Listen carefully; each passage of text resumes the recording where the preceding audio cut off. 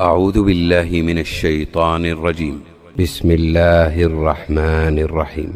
يا أيها الناس اعبدوا ربكم الذي خلقكم والذين من قبلكم لعلكم تتقون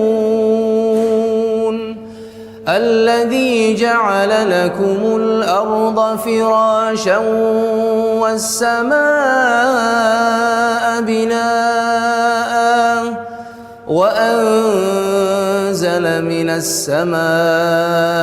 ماء فأخرج به من الثمرات رزقا لكم فلا تجعلوا لله أندادا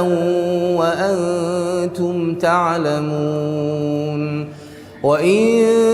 كنتم في ريب مما نزلنا على عبدنا فأتوا بسورة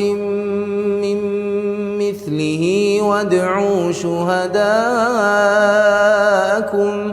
وادعوا شهداءكم من دون الله إن كنتم صادقين فإن لم تفعلوا ولن تفعلوا فاتقوا النار التي وقودها الناس والحجارة أعدت للكافرين وبشر الذين